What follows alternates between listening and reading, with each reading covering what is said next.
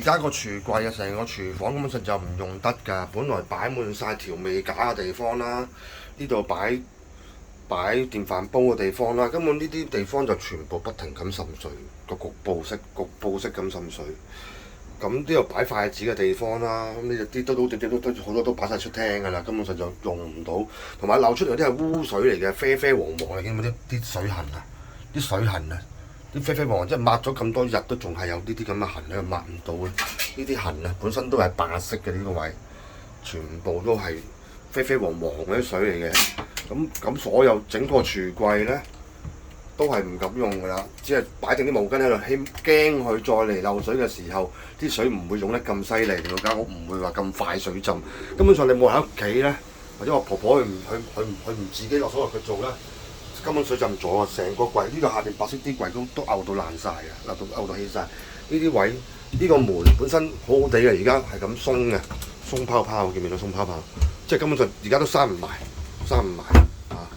根本就完全係好嚴重，成個櫃嘅結構性。我諗裡面個櫃後邊都仲會有好多水喺度嘅。而家根本上就完全都唔敢擺嘢，吉晒。唉，俾你見到都開唔到飯。婆婆又食唔到飯，又出邊啲飯又未必啱佢食，又中過風，食啲淡口，少鹽少糖。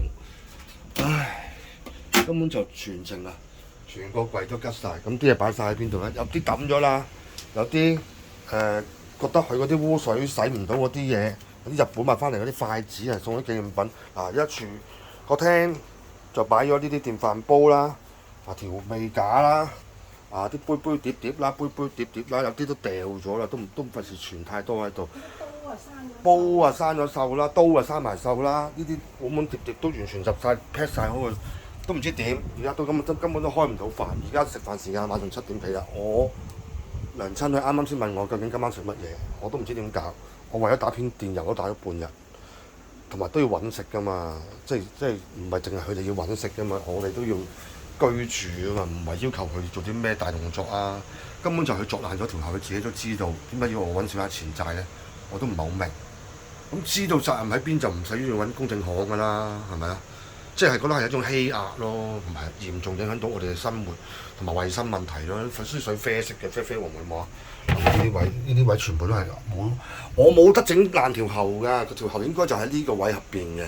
唔通我有透明透視人啊？伸個拳頭可以倒入呢個盒入邊啊？係唔會㗎嘛！即係我做唔到條喉，只係佢嗰日不停用硬物作爛條喉啫嘛。我本人根本就冇可能破壞到呢個廚櫃後邊嘅水喉咯，係只係樓上做得到咯。咁如果揾公證行嘅話，咁最後件事都好大機會係佢哋問題嘅。我自己都破壞唔到我廚櫃後邊條水喉嘅。咁你話我聽，咁水從哪裡來啊？除咗從上方來，唔通我樓下啲水反地心吸力衝上去？唔會㗎嘛。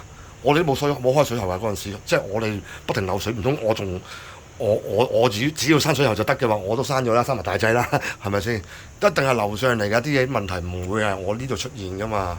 而佢亦都好明白，不過佢話佢係一個東華三院大機構，我哋所常就要經過呢個咁嘅程序。咁我覺得呢個程序根本就係費時失事，兼且你仲開水喉就係惡意破壞咯，我覺得係咁樣咯。